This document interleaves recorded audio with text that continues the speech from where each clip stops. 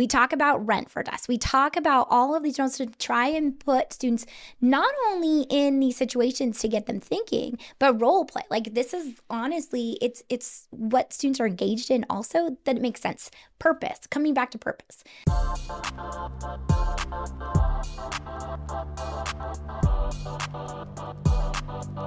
You are the principal leader of Innovate Academy. Yes. Okay. Yes, that's a simple way to say it. That's a simple way to say it. Yeah, I have a big title from all that, but yes. Right. And you are a doctor as well. So you got, what was your PhD in? I have an EDD, so I'm on the practicum side of education. It was curriculum and instruction, but I have an emphasis in technology use for learning outcomes. It's always about the learning for me. I struggled as a child in education, so it has been throughout my career about where and how students are learning. Okay. Mm-hmm. There are two really big things that I want to talk to you about today. Okay. As they relate to Innovate. And we've actually, before we turned on the mics, we were dipping our toes into it. The way Innovate tries to answer the age-old question of when am I ever going to use this in the real world, and your unique relationship with technology, because the majority of people that think about starting businesses or being entrepreneurs now are like, oh my gosh, there's an app for that. Like, oh my gosh, we should do this. Oh my gosh, we should do that. And in reality, the answer is like, nah, you really shouldn't. Right. Because being an entrepreneur, as I have been my entire adult life, I can tell you there's not an app for that. And it's not something that you're going to get out of just flipping through your phone. It's not something that will be born, most likely not born just from posting things on Instagram.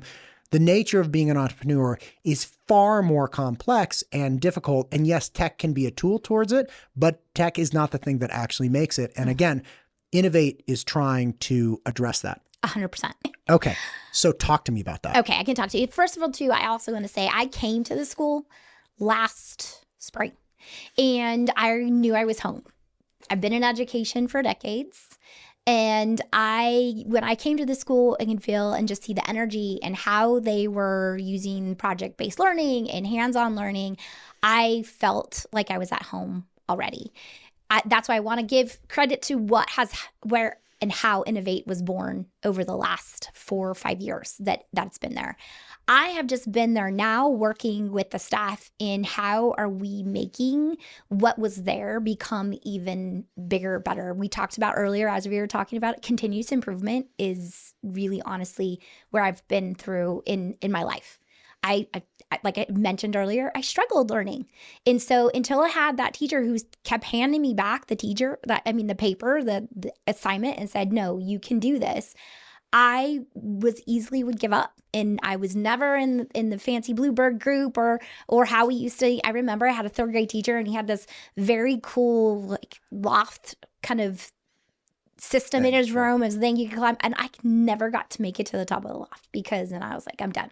Like I didn't like to go to school. And so as an educator in my classroom, I've always wanted to make sure students felt welcome, that we were glad they were there, and there's a purpose to learning. And so coming to Innovate that first day, that's what I could see in the energy, understanding the philosophy of the school, being about learning and the pillars.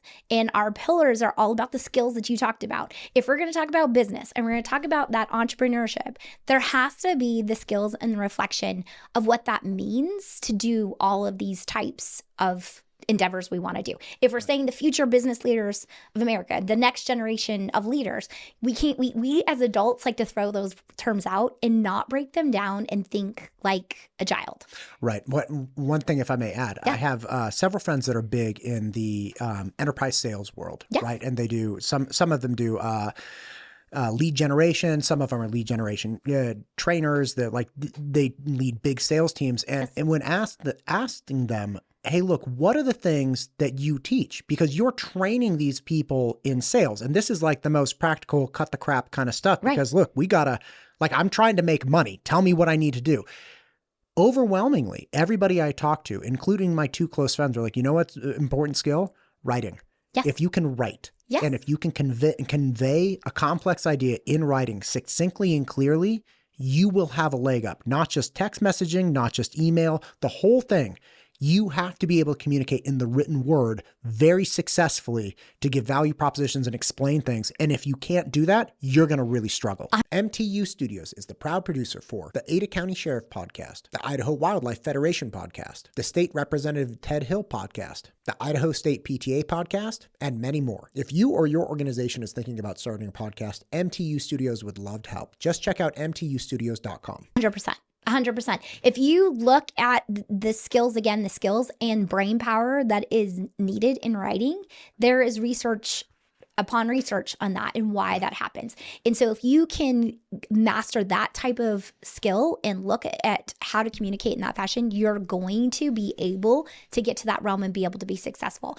That's where technology comes into play. Technology is a transfer skill. And what I mean by that is if you cannot do in concrete, if you cannot write in concrete ways and be able to write and have something written that you're communicating with somebody else, and then you hand someone a keyboard, it is difficult for them to come up with ideas to even produce. And I know, and we've talked with education, and I've been in education, especially here in the Valley, for over 20 years. And I know that there are times where students have even certain types of challenges where it's hard and difficult for them to write.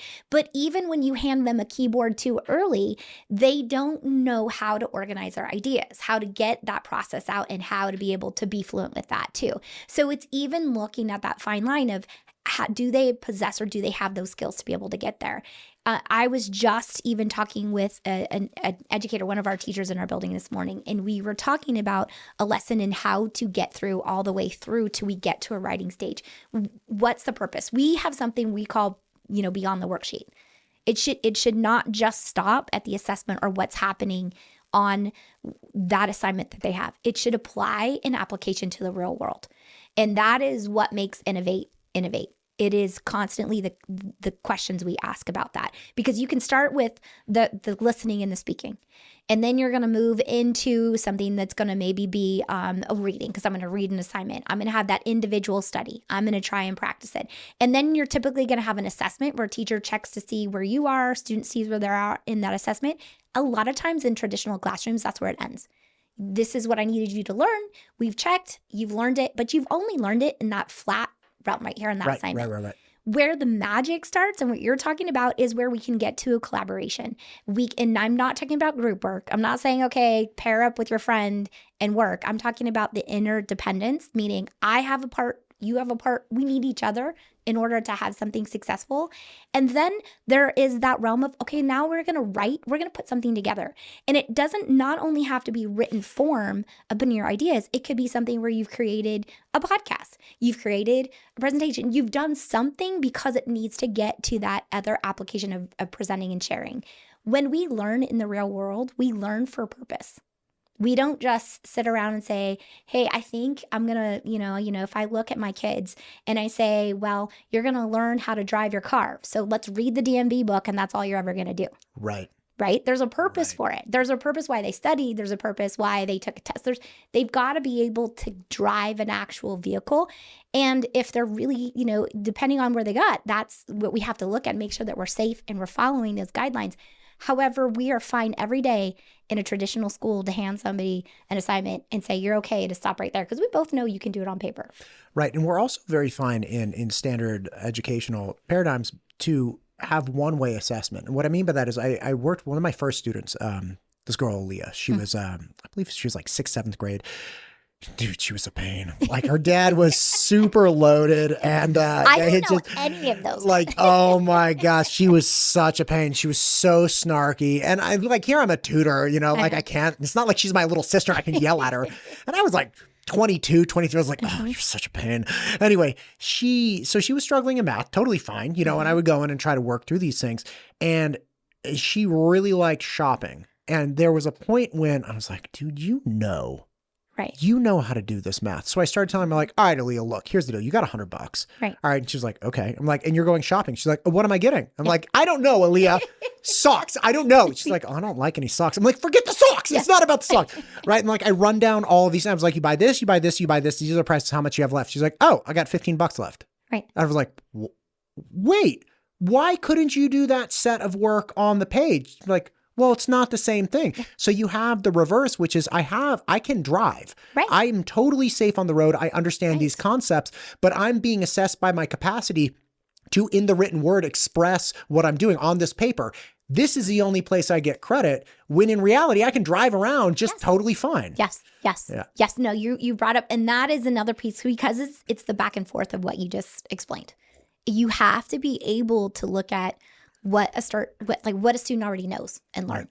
And so if you won't get to that space until the key word is, you said there, is you get to see them drive. You get to actually see them do what it is and the purpose for that learning. Right. And then you can figure out, hey, look, if you can drive, there's a disconnect here with what you think is happening on this page. I do jujitsu, and I've been at it for a really long time. A friend of mine who's a painter, who also trained, he was trying to move from the painting world to some kind of mechanical repair, like elevator repair or something. And he hit me up. He's like, hey, I need your help with some algebra. I'm like, oh, okay, great.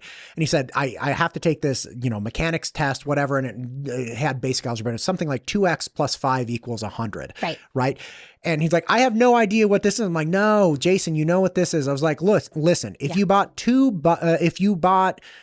gallons of paint and a $5 paintbrush and it cost $100, how much was the paint? And he was like, oh, $47.50. Yes. I'm like, yeah, because you take, and that's 95. And he's like, oh, but again, he practically knew in practical sense, but there was a disconnect. And that always seems such a disservice to have that one way assessment of, you may be able to do this in the real world, but again. And that's part of too what we look at. So we have, I mentioned the project-based learning and the pillars that we have at Innovate, which makes that difference, because it comes back to exactly what you said. We are incorporating throughout the year, each quarter. We start with our first pillar, which is personal responsibility, because we need students to understand and take ownership, which is going to be a skill. Hang on. Right? Do you actually rent the desks to the kids? There are some teachers that do that, yes. Because we talk about, they have rent for desks. There are things that we come around, and I will talk about just even in all of this to try and make it simple to help teachers even wrap their heads around this. But we do. We talk about rent for desks. We talk about all of these ones to try and put students not only in these situations to get them thinking, but role play. Like, this is honestly, it's what students are engaged in also, that it makes sense. Purpose, coming back to purpose of what we're trying to do. And so we start there, and then we have a project that talk about how are we mapping this out? Project management. How are we going to go through the year and map out our learning? We talk about mindfulness. Now, mindfulness to us is your coping, your strategy skills, but it's also what you just talked about, that interpersonal, it's that intrapersonal, skills of, what do I know? What do I not know? What, when you said, how to do this, both times. And when you were talking about those examples, when you were tutoring or helping others or asking questions, you went back to them and said, this. Right. And it's a lot of that is stopping yourself and say, okay, what do I know? And teachers and educators, we forget that we're there to help facilitate learning. And that should be the first question, is, what do you already know about this? Right. So that I can see. So we're working on that as well as looking at how we're treating each other, the mindful piece, the coping, those realms of getting through just school in general. One of the things that always bothered me in education, and again, from tutoring for almost 20 years. Yes.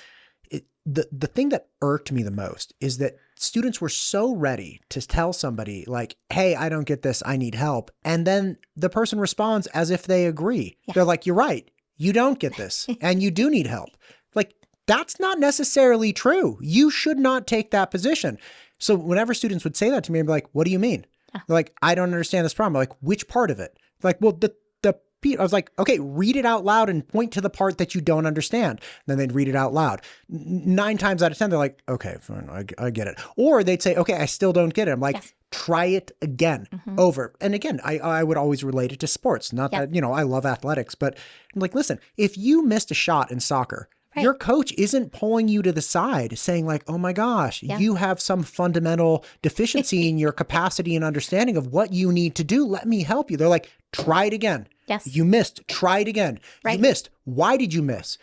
Figure it out. Go back into your math work. Figure it out. Did you miss? Did you forget to carry the 1? I don't know. Yes. But like, figure it out. Yes. There's an implicit agreement with the objection of, I don't know, I need help, that I think actually damages a lot of the problem solving and coping mechanisms, especially in entrepreneurship.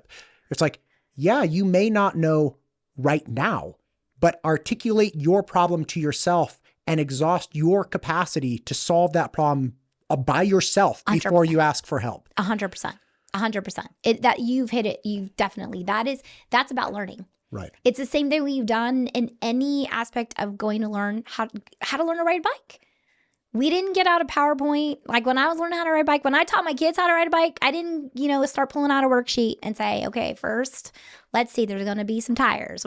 No, we went out, we got on the bike. We had training wheels unless you were like my 4-year-old who just wanted to be like the 6-year-old. And so jumped on the bike and taught himself because he wanted to be like, he wanted to keep up with his older brother. But he kept trying and he fell and he went through, and it's what we do and it's how we learn. Exactly what you just explained is a learning process. And so that's what we're trying to do, even through our pillars, trying to look at that personal responsibility, looking at our mindfulness, looking at life skills, because now we've got to be able to communicate and actually get through this. We've got to have the skills to be able to have conversations, to communicate, to write, to do what it is that we're learning in our work. And then our pillar of financial literacy, that is the key. We are a business school. We are about that entrepreneur spirit.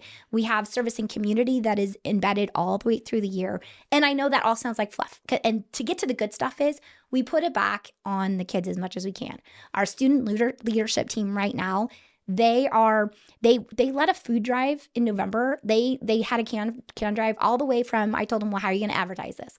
Well, I guess we should do a flyer. Well, I guess you should. Well, so I guess you should, that sounds like an option. So, right. How are you going to advertise this? How are you going to organize this? Who are you going to bring? Like down to organizing the cars to help come bring the cans, to bring it to the shelter. And they were proud of the work they did. They fed 349 families. That's more students than there are. They fed more families than there are at Innovate. And they did the same for a toy drive at Christmas. They have done letter writing campaigns they've gone through right now because we're in our career month. So if you want to come share your career, we're looking all the time. If people want to go, yes. I can come myself. You can come. I don't have a kid at the school. I can come. We want to hear. I love sharing. Yes, they want to hear from this. All of that too is about. I share far too much. Oh, they will have so many questions for you. It's just, and it's seen that because it's been actually being intentional in working with the adults to let go. The first assembly, they plan all the assemblies. The first assembly was ugly. I mean, it was like when trying to have other, we're talking 7th, 8th, in our secondary and our 9th graders try to plan and then organize preschoolers through, up to 6th grade. You can just imagine. And I just sat back and said, and we tried to prepare, try to get them ready. I asked them what questions they need. They saw me do the first assembly. And we said, here, what does this look? And then right after assembly, I got those questions of, well, I guess we should have prepared better. This is what we should have done. You saw the wheels turning, the reflection.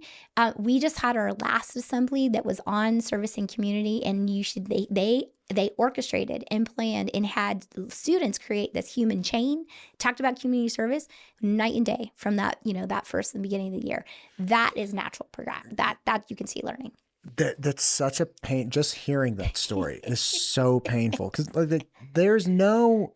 In all the years, I've been an entrepreneur for 22 years, okay, since the week I graduated college. Mm-hmm. In all of the years that I've been doing this, there's the pain involved in self-assessment and improvement and critique is so astronomical. It's so hard to swallow that. And just thinking about a kid having an assembly and be like, what'd you think of the assembly, kid? Yeah. And the worst part is if they lie and they're like, it was the best assembly ever, it's like, no, it wasn't. And it wasn't. And it's not going to do me any good to tell you it was good. It was trash, kid. Yep. And you don't want to be hurtful, but you also, there was a time when, as a younger person, I appreciated compliments. Mm-hmm. And I think most people are like that. But as I became a young adult and then became an entrepreneur, mm-hmm. I realized how damaging somebody who was eager to compliment or support you really was. Because as a business entity, you cannot concern yourself with how you feel about your stuff. What you need is the most realistic functional honesty, not brutal honesty. You need functional honesty, right? Brutally honest, like you're trash. It's mm-hmm. all trash. You'll always be like, no. What you need is like, okay, if I'm not solving a problem for somebody, then like it doesn't matter if my shirt looks good. It doesn't matter if my hair's done up. Like it doesn't, like you need to recognize you're not solving a problem. You're not presenting value. You're not doing these things. And it's so hard, right? And it's so rough. And the fact that you guys did it to kids in a constructive way, and they were able to actually grow from it, because most people recoil. The average podcast, I was just telling somebody this today. They're like, hey, I'd like my daughter to come in and like see your podcast setup because she wants to do a podcast. I'm like, oh, absolutely. Yeah. Like, it's a great time. And you're like, well, we're kind of going back and forth.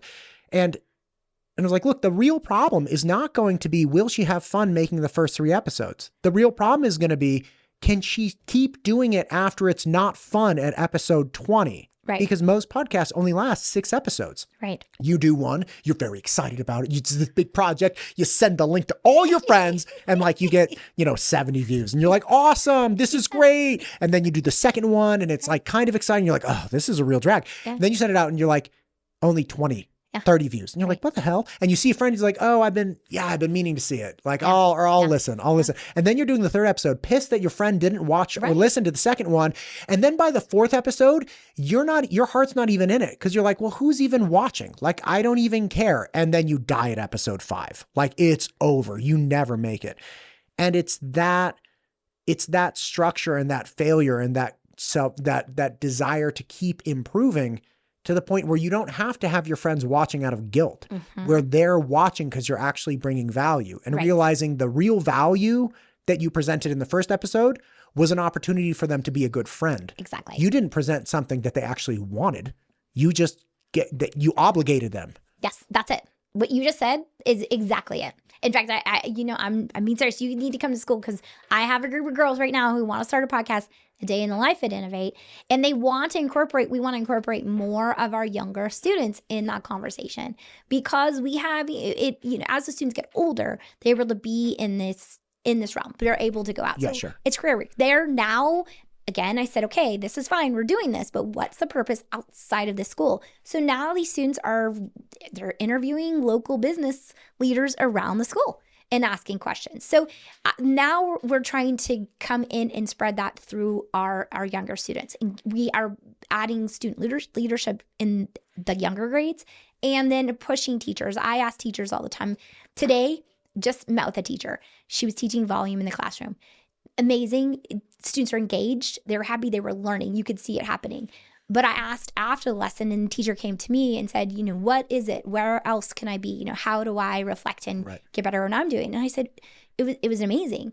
And you had students with you, but I'm going to ask you the question. Where could you see? What are they going to do with what you taught them today? And she thought you could see her thinking and processing. And she goes, yeah, I should have tied it. So like I could tie it outside of this classroom. What careers are going to be using volume?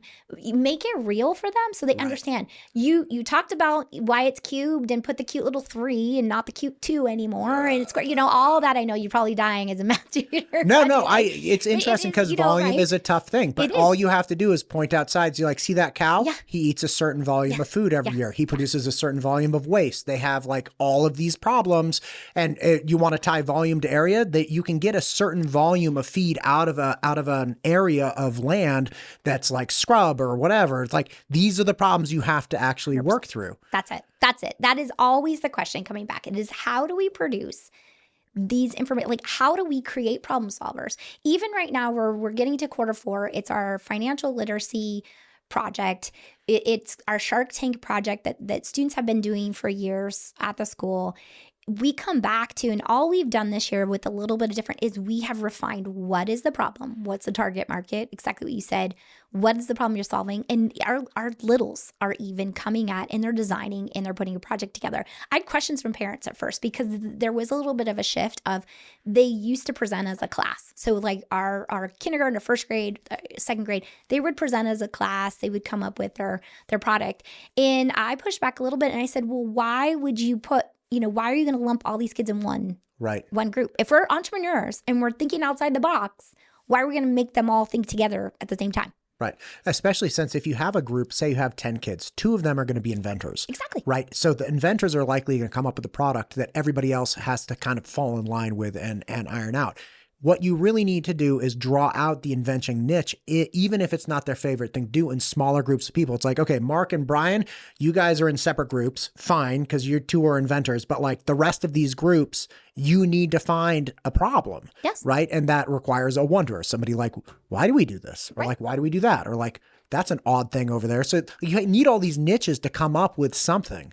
That is exactly it. That is exactly it. And now we are seeing, and people are seeing the process, and they're seeing the creativity that's coming out from these little designs and people that we're putting together. For example, our first grade class, they each have a class product and identified a problem they want to solve, but they all have come about a different way to solve it. And so we have 15 students in our class. That's where our students are at. So we now have all these different ideas of how these students are going to be able to solve this problem. And that's what we want at those foundational levels, is that they are identifying a problem, how they would treat what their target market is, how they would solve the problem, where's the creativity in that, and then also understanding the difference between, and this comes in math, is I need to be able to like, if this was my product, I need to be able to sell it for more than it costs.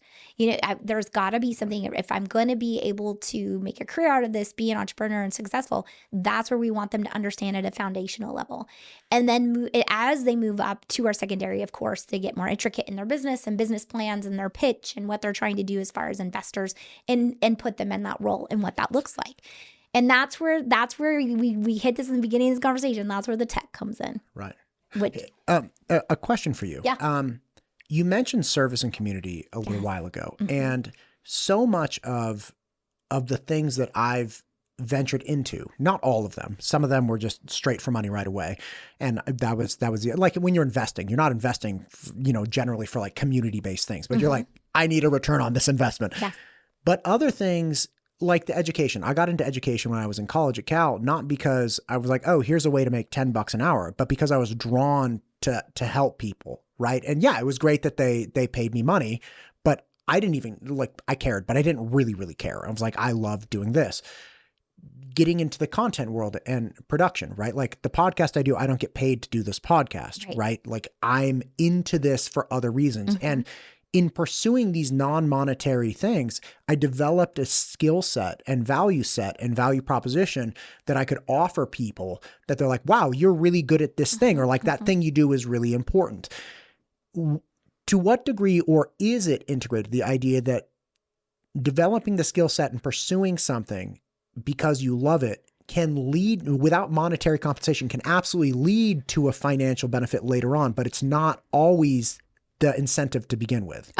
That's what we're trying to instill. I was sharing earlier, as we were discussing, even my own children. I look at my grown children, and I've told them I love what I do every day. So when I feel like when I'm going to work, I don't feel like I'm going to work, because I'm doing this on the weekend. I'm doing it at night. I've even on the side, because I'm at an entrepreneur school, they know that I even have my own business on the side that I own, and I model that even for students. They know that in what that looks. And so I never feel like I am going to work. And I started in the same area as you. It was about service. I started early. Once I had that teacher who noticed me, taught me how to learn, I became a tutor in high school for migrant farm camps where I grew up in Central California. I was hooked on helping those learn, because I know what it felt like to feel that you couldn't learn, or that where it's difficult. It's hard for a student to sit in a classroom and feel like they don't belong, or they're not learning, or what that aspect looked like. So as an educator, I've always been there. I've had conversations in education outside realm of I'm coming back to the learning of what that looks like. Coming to Innovate, that's the message we're trying to put. We have students who make candles that are artists. Our high school program, we have a business and leadership program that we're just starting, and we have a waiting list right now for this program. We're expanding our middle school because we know that there's not a lot of opportunity in middle schools. Now we're blessed in the Treasure Valley. We've got, we have lots of opportunities for our high schools, and we have an amazing school system. Middle school, it's a little bit more difficult to find choice and options for parents. So we're expanding our middle school and also our preschool, because we've heard these are the two areas where we are finding a niche, finding that our problem to reach to the people here that have come to us and say, we would like to have, these options. And then our high school, because we have so many options, we have revamped and we call it a business and leadership program.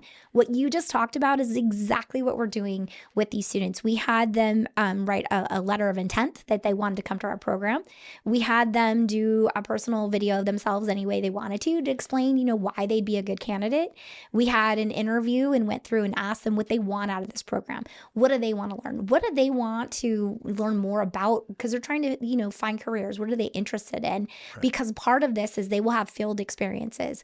They're helping us create our community garden. They're going to actually go to farm to table and take what we take at the school and harvest and understand what that looks like to be in food service. They're going and looking at different aspects between local and state government. They're going to be presenting at a conference. There's a series of different skills they have. And part of this is also an internship.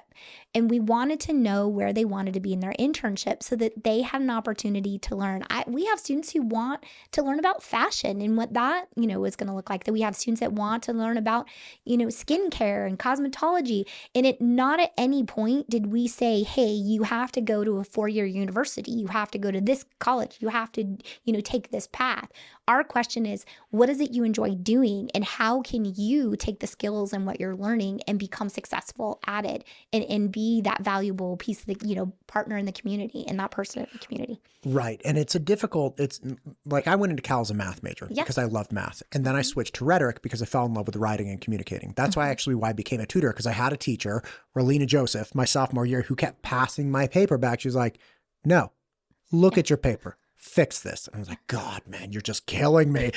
And I ended up getting a B- in the class, but I learned more in that class than I ever had. And I was like, oh my God, that's how you write. I had no idea. Yes. And so I wanted to help other students learn how to write. It was like, oh, this is great.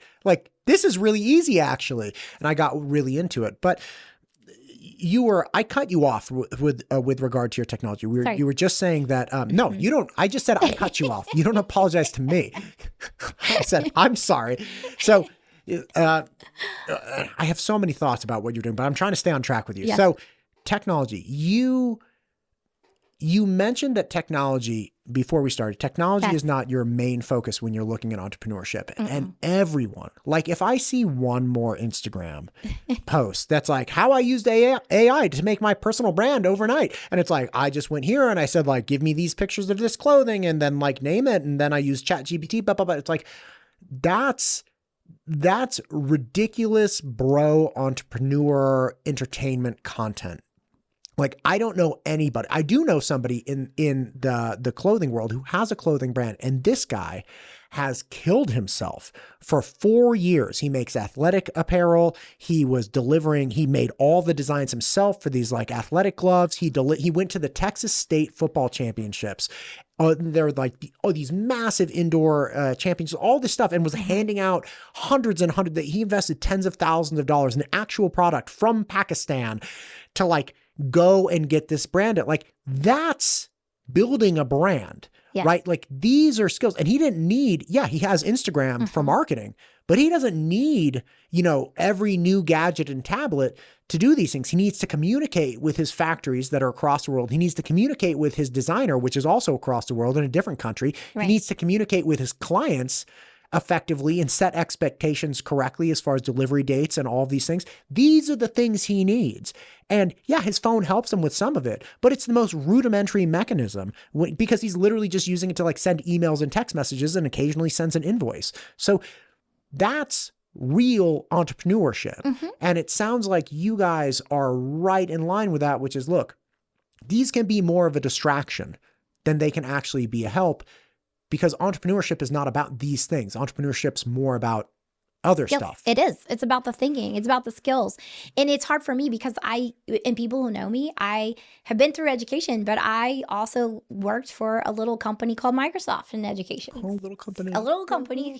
And so, but my message has always been clear. And I have been in both sides of, ed tech, where I know I have ruffled some feathers in, in the business of ed tech, and also on the education side, because I do think that there's a place. I'm always talking about being intentional.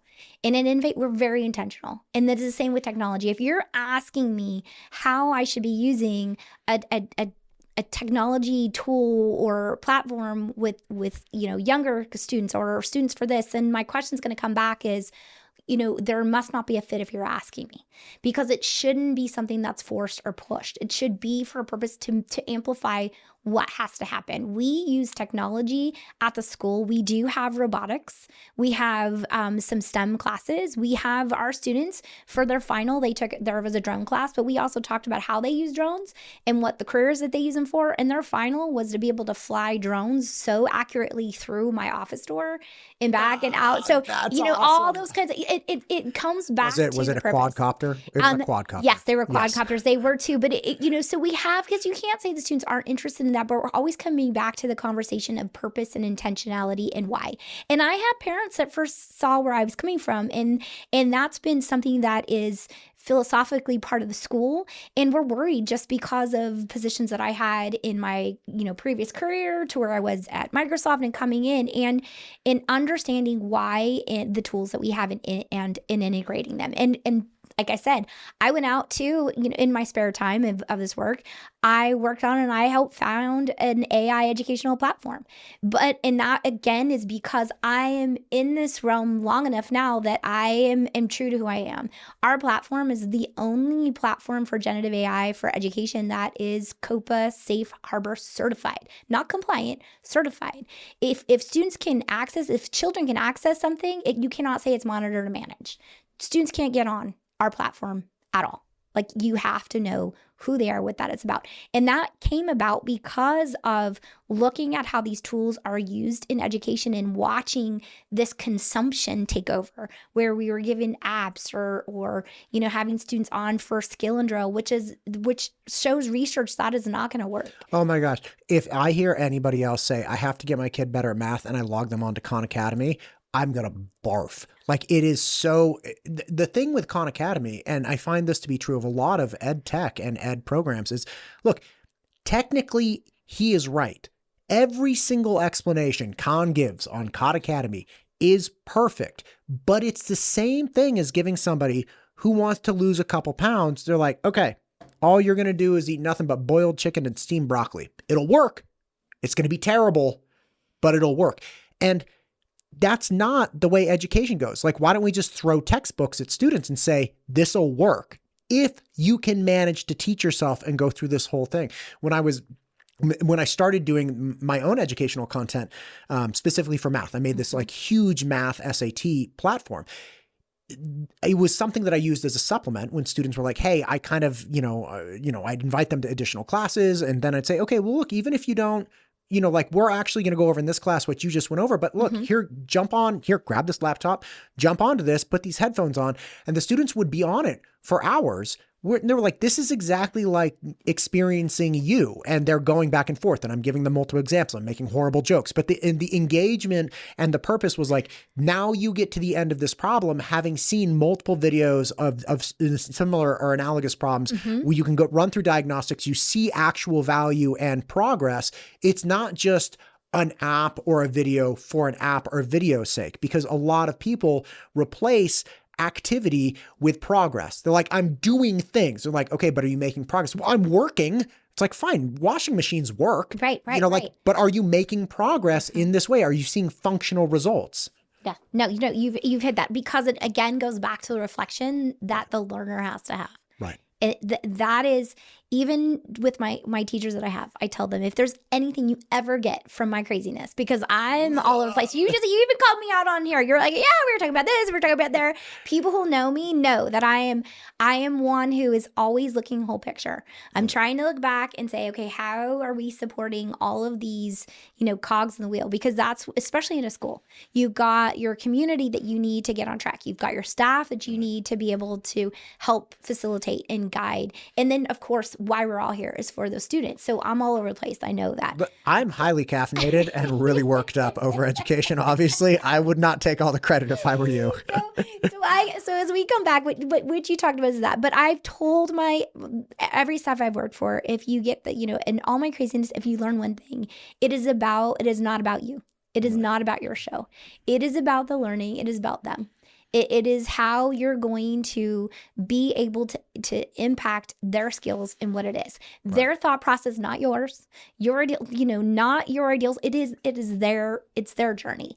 And that's hard for grownups, because we all, you and I just told personal stories about why we became educators and what we had of it. And I have not met an educator that said, hey, how do I come to work today and mess up as many kids as I can? Because that's my purpose. That's not what they're doing. They're trying to be there, have good intentions, but then they don't understand that you're coming at it from a grown-up. This is not your show. This is not your, it's not about you. It's not about you. You have to say it is about that person. At the end of the day, it's about that little person in their journey and where they're at and how you're giving that experience and how you're empowering them to see the kids in the beginning of the year, even at Innovate. And I see these same ones that are doing podcasts, they're doing interviews, they're doing, we have their social media cat. I see even our littles, our younger students be able to come in, take ownership and responsibility for, if they've made a bad choice or are working together. They enjoy the community we're at. Watching them come together. We had a 3rd grade smorgasbord and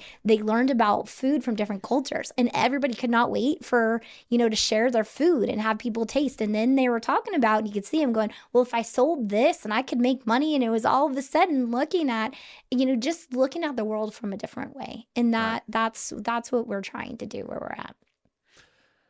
Listen, Dr. Gillespy, you have a hard stop. We talked way too much before we started recording. Yes. I so appreciate you. Thank you for coming in today. This was fun anytime. There's lots of things I love to talk about in education. I'm always getting in trouble with education. I've never fit in the box. So I feel very similarly. And I get so worked over education. I think education as a whole has a really bad rap as far as being like stuffy old people or like creepy people, or just, it's like, there's a world of educators out there that actually love what they do, and they're in it for kids, and they're not coming to it as like a throwaway career, right? And like, it was the first and last thing I wanted to do. Exactly. And I built a small business around it.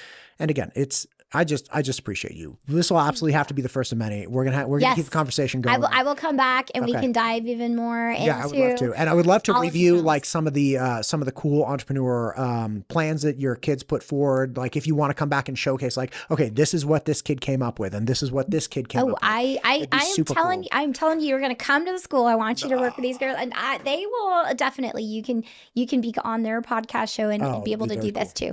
And that's what we want. We want them to be able to see. Yeah, that's great. Well, listen, thank you for coming in. We'll do it again. And just thanks for coming. Amazing. MTU Studios is the proud producer for the Ada County Sheriff Podcast, the Idaho Wildlife Federation Podcast, the State Representative Ted Hill Podcast, the Idaho State PTA Podcast, and many more. If you or your organization is thinking about starting a podcast, MTU Studios would love to help. Just check out mtustudios.com.